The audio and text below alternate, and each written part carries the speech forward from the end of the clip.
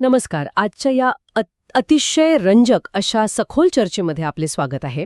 आज आपण एका अशा तंत्रज्ञानावर प्रकाश टाकणार आहोत, ज्याने खरं तर गेल्या काही दशकात आपल्या सभोवतालचं जग अक्षरशः उजळून टाकले आहे. हो, नक्कीच. सर्वांना नमस्कार. आपण आज बोलत आहोत LED बद्दल, म्हणजे लाईट एमिटिंग डायोड.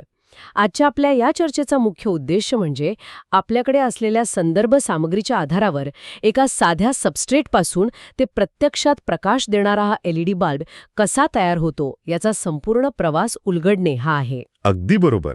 आणि हा प्रवास खूपच थक्क करणारा आहे. हो ना.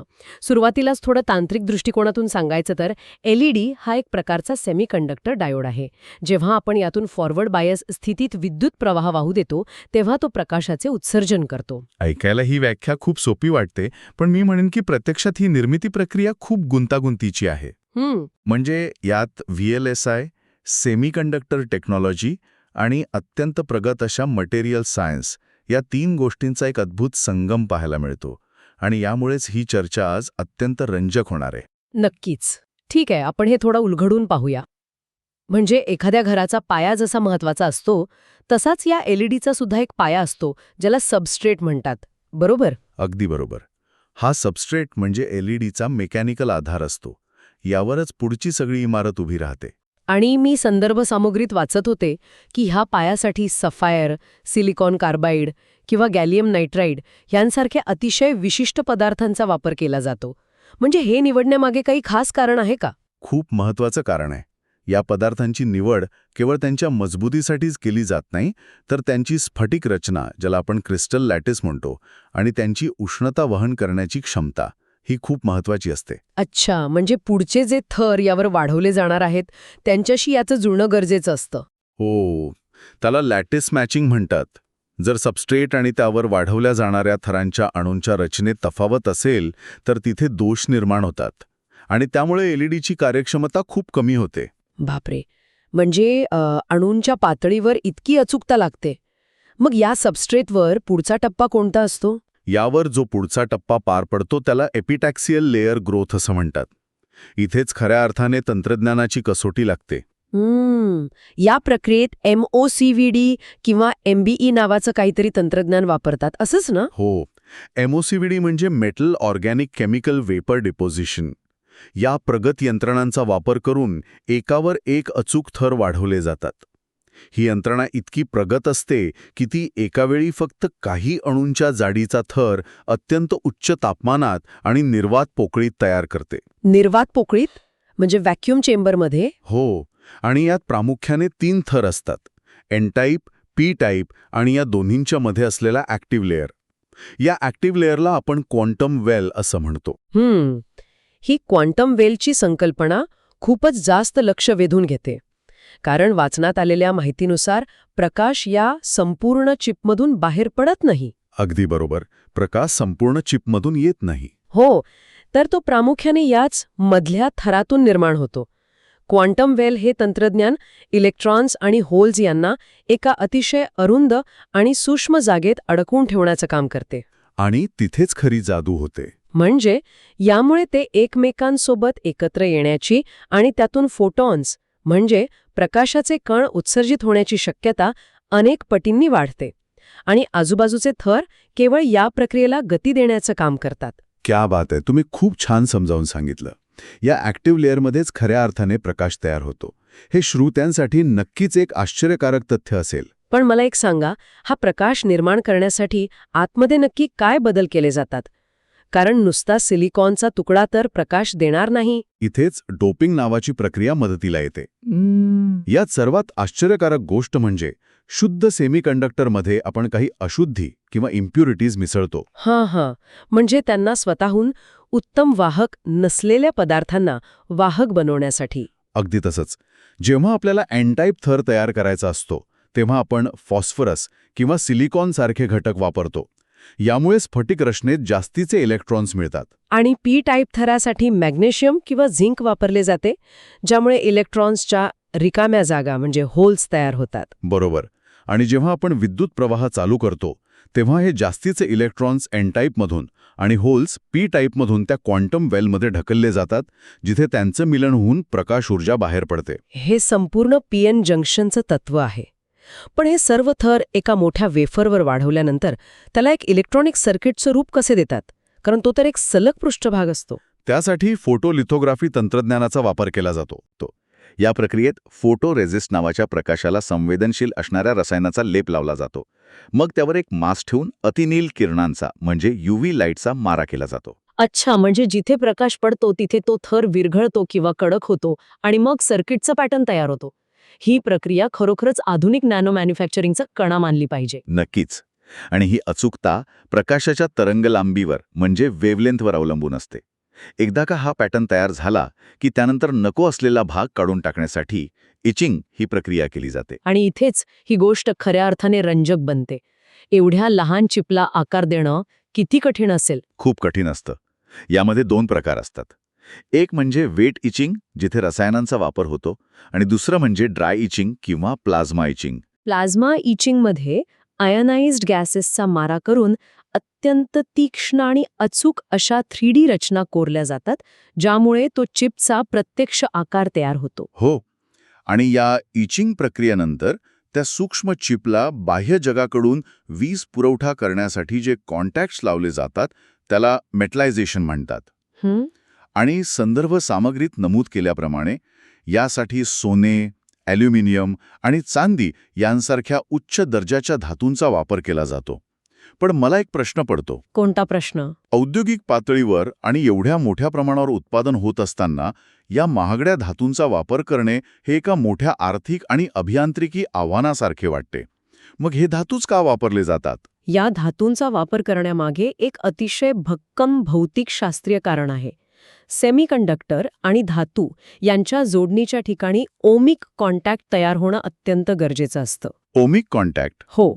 जर हा संपर्क योग्य नसेल तर तिथे विजेला विरोध किंवा रेझिस्टन्स निर्माण होतो आणि ऊर्जेचं रूपांतर प्रकाशात होण्याऐवजी उष्णतेत होतं. अरेच्या, आणि उष्णता ही तर एलईडीच्या कार्यक्षमतेचा सर्वात मोठा शत्रू आहे. अगदी बरोबर. जर चिपमध्ये जास्त उष्णता निर्माण झाली तर तिचे आयुष्य आणि प्रकाशाची तीव्रता दोन्ही वेगाने कमी होतात. त्यामुळे सोने किंवा चांदी वापरून हा व्होल्टेज ड्रॉप आणि निर्माण होणारी उष्णता कमीत कमी ठेवली जाते. म्हणजे उष्णता व्यवस्थापन किंवा थर्मल मॅनेजमेंट हा मुद्दा खरोखरच कळीचा आहे. आता चिपच्या पातळीवर ही सर्व प्रक्रिया एका मोठ्या गोलाकार वेफरवर पार पडली. मग पुढे काय? या वेफरला कापून हजारो स्वतंत्र चिप्स तयार केल्या जातात. त्याला डायसिंग म्हणतात. यामध्ये लेझर किंवा अत्यंत तीक्ष्ण डायमंड सॉचा वापर करून नॅनोमीटरच्या अचूकतेने वेफरचे तुकडे केले जातात असं मी वाचलं होतं. हो. आणि यानंतर जो टप्पा येतो तो म्हणजे पॅकेजिंग. सुरुवातीला मला असं वाटायचं की पॅकेजिंग म्हणजे केवळ त्या नाजूक चिपला बाह्य वातावरणापासून सुरक्षित ठेवण्यासाठी दिलेले एक आवरण असेल. खूप लोकांना असंच वाटतं. पण हे पॅकेजिंग केवळ संरक्षणासाठी नसून ते एक अत्यंत महत्त्वाचे ऑप्टिकल डिव्हाइस किंवा प्रकाशीय उपकरण म्हणून काम करते. ते कसं काय? या चिपला एका रिफ्लेक्टर कपमध्ये बसवून बारीक सोन्याच्या तारांनी जोडल्यानंतर त्याला इपॉक्सी किंवा सिलिकॉनच्या लेन्समध्ये सील केले जाते. इथे या लेन्सचे मुख्य काम असते टोटल इंटरनल रिफ्लेक्शन रोखणे. म्हणजे पूर्ण आंतरिक परावर्तन रोखणे. हो. सेमीकंडक्टर पदार्थांचा रिफ्रॅक्टिव्ह इंडेक्स हवेच्या अपवर्तनांकापेक्षा खूप जास्त असतो. जर चिपवर लेन्स नसती तर निर्माण झालेला बहुतांश प्रकाश चिपच्या आतल्या पृष्ठभागावर आढळून तिथेच अडकून राहिला असता. आणि मग तो उष्णतेत परावर्तित झाला असता. म्हणजे डोमच्या आकाराची लेन्स आणि ते इपॉक्सी हे प्रकाशाला चिपमधून बाहेर काढून हवेत पसरवण्यासाठी डिझाईन केलेले असतात. म्हणूनच एलईडी आपल्याला एवढा तेजस्वी दिसतो. अगदी अचूक. अपवर्तनांक आणि प्रकाशाचे व्यवस्थापन हा भौतिकशास्त्राचा एक अतिशय सुंदर आविष्कार इथे पाहायला मिळतो. पण या सर्व प्रक्रियेसोबतच एक खूप कुतूहल निर्माण करणारा मुद्दा आहे, तो म्हणजे एलईडीचे रंग. हो, रंगांचा विषय नेहमीच चर्चेत असतो. सामान्यतः असा समज असू शकतो की वेगळ्या रंगाच्या प्रकाशासाठी कदाचित वेगळ्या रंगाचे आवरण किंवा रंगीत काच वापरली जात असेल. खरंच असं असतं का? जर आपण याचा मोठ्या संदर्भात विचार केला तर हा एक मोठा गैरसमज आहे. रंगीत काच अजिबात वापरली जात नाही. मग हे वेगवेगळे रंग कसे मिळतात? प्रकाशाचा रंग हा पूर्णपणे त्यामध्ये वापरलेल्या सेमीकंडक्टर मटेरियलवर आणि त्याच्या बँड गॅप ऊर्जेवर अवलंबून असतो. अच्छा, म्हणजे पदार्थ बदलला की त्याची ऊर्जा पातळी बदलते आणि त्यातून निर्माण होणाऱ्या प्रकाशाची तरंगलांबी बदलून रंग ठरतो? अगदी सोप्या भाषेत सांगायचं तर बँड गॅप म्हणजे कंडक्शन बँड आणि व्हॅलेन्स बँड यांच्यातील ऊर्जेचा फरक. जेवढा हा फरक कमी, तेवढी त्यातून बाहेर पडणाऱ्या प्रकाशाची ऊर्जा कमी आणि वेव्हलेंथ जास्त असते. म्हणजे उदाहरणार्थ गॅलियम आर्सेनाइड सारख्या पदार्थाचा बँड गॅप कमी असतो. त्यामुळे त्यातून इन्फ्रारेड प्रकाश निर्माण होतो. हो, जो आपल्या डोळ्यांना दिसत नाही, पण तो आपण टीव्हीच्या रिमोट कंट्रोलमध्ये रोज वापरतो. आणि जेव्हा आपण गॅलियम आर्सेनाइड फॉस्फाईड किंवा गॅलियम फॉस्फाईड वापरतो तेव्हा बँड गॅप थोडा वाढतो आणि आपल्याला लाल किंवा हिरवा प्रकाश मिळतो. बरोबर. याच संदर्भात मला गॅलियम नायट्राइडची आठवण येते. म्हणजे ब्लू एलईडीच्या निर्मितीचा इतिहास हा विज्ञानातील एका मोठ्या क्रांतीचा भाग मानला जातो. हो, ती एक खूप मोठी अचीवमेंट होती. कारण अनेक दशके शास्त्रज्ञांना लाल आणि हिरवे एलईडीज बनवण्यात यश आले होते, पण निळा रंग मिळवणे हे एक मोठं आव्हान बनले होते. कारण त्यासाठी अत्यंत जास्त बँड गॅप ऊर्जा असलेला पदार्थ आवश्यक होता. आणि गॅलियम नायट्राइडचे उच्च दर्जाचे स्फटिक तयार करणे त्या काळात तांत्रिकदृष्ट्या जवळजवळ अशक्य मानले जात होते. पांढरा प्रकाश मिळवणं शक्य झाले. या शोधासाठी तर नोबेल पारितोषिकही देण्यात आले होते ना? हो, ब्लू एलईडीची निर्मिती ही खरोखरच मटेरियल सायन्समधील एक असामान्य झेप होती. आणि आज आपण जे जगभरात एलईडी बल्बचं साम्राज्य पाहतो ते केवळ या एका शोधामुळे शक्य झाले. खरंच. आज जागतिक पातळीवर विचार केला तर या तंत्रज्ञानावर अब्जावधी डॉलर्सची गुंतवणूक करणाऱ्या मोजक्याच कंपन्यांचं वर्चस्व आहे. जपानची निचिया कॉर्पोरेशन, ज्यांनी निळ्या एलईडीमध्ये मोठी भूमिका बजावली, तीच ना? हो, तीच.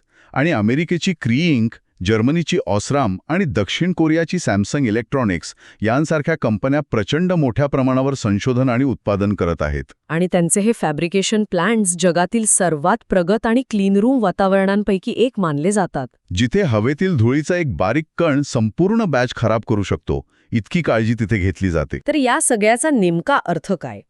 आजच्या या सखोल चर्चेतून आपण एका साध्या उपकरणामागील अफाट विज्ञानाचा वेध घेतला. नक्कीच.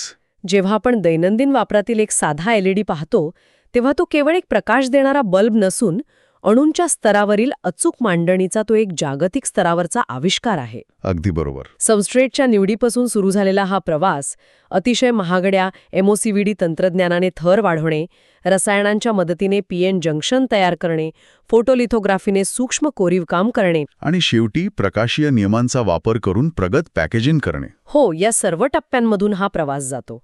एवढी प्रचंड तांत्रिक आणि वैज्ञानिक गुंतागुंता पार पाडूनही हा प्रकाश स्रोत आज आपल्यासाठी अत्यंत कमी खर्चात आणि सहज उपलब्ध आहे. हे आधुनिक विज्ञानाचे एक खूप मोठं यश आहे. पण या सर्व प्रवासाकडे पाहिल्यानंतर माझ्या मनात एक अत्यंत रंजक आणि विचार करायला लावणारा मुद्दा समोर येतोय. कोणता बरं? इन्फ्रारेड प्रकाशापासून ते जगाला उजळणाऱ्या पांढऱ्या प्रकाशापर्यंतची मजल मारली आहे. मग जर आपण प्रकाशाला आणि पदार्थांना एवढ्या सूक्ष्म पातळीवर नियंत्रित करू शकतो, तर भविष्यात याच तंत्रज्ञानाचा विस्तार आणखी कुठे होऊ शकेल? हा विचार खरंच खूप भारी आहे. कदाचित आपण प्रकाशाच्या अशा फ्रिक्वेन्सीज तयार करू शकू ज्यांच्या मदतीने वायफायपेक्षा हजारो पटींनी वेगाने डेटा ट्रान्सफर करणारी लायफाय सिस्टीम घराघरात पोहोचेल. क्या बात आहे. म्हणजे प्रकाशातून इंटरनेट. किंवा वैद्यकीय क्षेत्रात मानवी शरीरातील विशिष्ट पेशींवर किंवा आजारांवर थेट प्रकाश ऊर्जेच्या माध्यमातून अचूक उपचार करण्याचं तंत्रज्ञान, ज्याला ऑप्टोजेनेटिक्स म्हणतात, ते विकसित होईल. म्हणजे पदार्थांची रचना आणि प्रकाशाचे गुणधर्म यांच्यातील हा खेळ मानवी सभ्यतेला भविष्यात कोणत्या नव्या वैज्ञानिक उंचीवर घेऊन जाईल याचा विचार करणं खरोखरच अद्भुत आहे. नक्कीच. ही फक्त एक सुरुवात आहे असं मला वाटतं. हा विचार नक्कीच नवीन शक्यतांची दारे खुली करणारा आहे. प्रकाशाच्या या सूक्ष्म कणांमध्ये आणि सेमीकंडक्टरच्या स्फटिकांमध्ये दडलेली ही अफाट क्षमता भविष्यातील तंत्रज्ञानाचा चेहरामोहरा कसा बदलेल हे पाहणं अत्यंत कुतूहलाचे ठरेल. होय. श्रोत्यांसाठी आजची ही माहिती त्यांच्या आजूबाजूला असणाऱ्या प्रत्येक छोट्या मोठ्या इलेक्ट्रॉनिक उपकरणाकडे आणि त्यातून येणाऱ्या प्रकाशाकडे पाहण्याचा एक पूर्णपणे नवीन वैज्ञानिक दृष्टिकोन देईल याची मला खात्री आहे. मलाही असंच वाटतं. या अत्यंत माहितीपूर्ण आणि रंजक अशा तांत्रिक विश्लेषणावर विचार करण्यासाठी आपण इथेच थांबूया. या सखोल चर्चेमध्ये सामील झाल्याबद्दल आणि एवढी उत्तम माहिती दिल्याबद्दल खूप खूप धन्यवाद. धन्यवाद. श्रोत्यांनो, भविष्यात अशाच एका नवीन आणि ज्ञानवर्धक विषयाच्या मुळाशी जाऊन त्यातील रहस्य उलगडण्यासाठी आपण नक्की भेटू. तोपर्यंत पाहत रहा आणि विचार करत रहा. नमस्कार.